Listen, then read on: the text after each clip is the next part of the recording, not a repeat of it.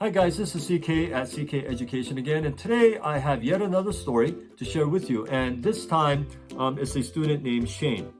When I think of Shane, the first thing that comes to mind is, and I've had many students like this, they struggle in school a little bit, okay? They struggle in school for whatever reason, and so they think they're not going to get a great SAT score. Man, I was never really academic, and it takes time for me to understand things and blah, blah, blah. So I don't think I'll do well, but they end up doing very well. I have also seen the opposite. Students who think they're very good at school, or they are very good at school, not they think they are, but they do very well in school and think that they're going to just kill the SAT, and they come in and they're very disappointed, like, I can't believe I missed that many. Like, how could that be? I'm really good at math, or I've always gotten A's in on my papers in writing, and things like that. My point is, school and SAT are very different. Okay, school and SAT are very different. I always tell my students that when it comes to subject tests, they could probably just, if they were very good in school in that subject, they could get a good prep book, just get a College Board or Princeton or something, and they can just study off of that. And if they're doing very well on those, then they can assume they'll do probably just as well on the real test. SAT, completely different game. You may be very good at math in school or not, and that doesn't necessarily reflect on your SAT.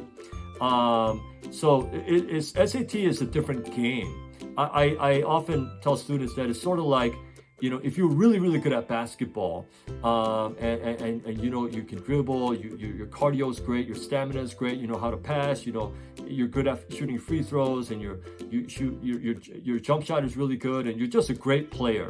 But then you go to one of these amusement parks, or you go to one of these arcades, and you slide the card these days, and all the basketballs come in, and some of them are like half flat, and then you got to shoot the basket into that little basket in like 60 seconds. And like, how many times can you shoot it in there?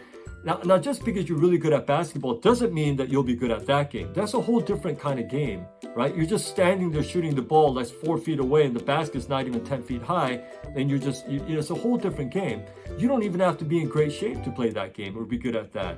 The SAT is sort of like that. It's a completely different game, different rules, different strategies than what you use in school. So just because you are not good in school doesn't necessarily mean you won't do well on the SAT. You just have to learn how to play this game well.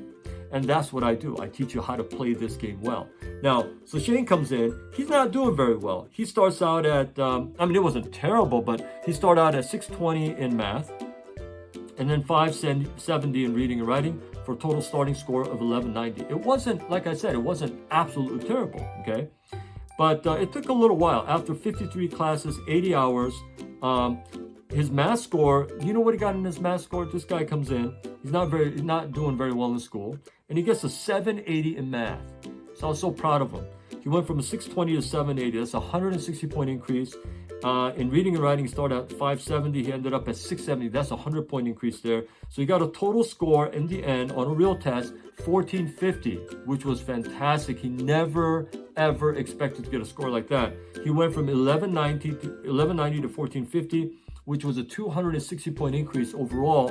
And he was surprised at the score. His parents were surprised, because he just never was an overachiever, in school. So they just assumed, he'll just do okay on the SAT. He didn't just do okay. 1450 is not just okay. He did very, very well, especially for a kid who's, barely getting above 3.0 in school and started out at 1190. Big jump. So I was very proud of Shane. Great job, Shane. So anyway, just want to, let you know, just because you're weak in school doesn't mean you have to be weak on the SAT. And just because you're great in school doesn't mean that you'll automatically be great on the SAT. They're two different things. And so I just want to make that clear. And I always tell my students this.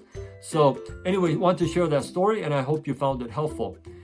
If you're interested in becoming one of my students, the best thing is go to my website, ckeducation.org, and fill out the SAT prep application form there.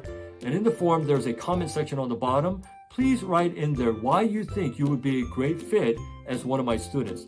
I promise to read all of them, and I will get back to you personally. I can't take every student, but I will do my best to accommodate you, especially if I think that you'd be a great fit. So anyway, until my next video, I hope you stay well, and we'll talk to you later.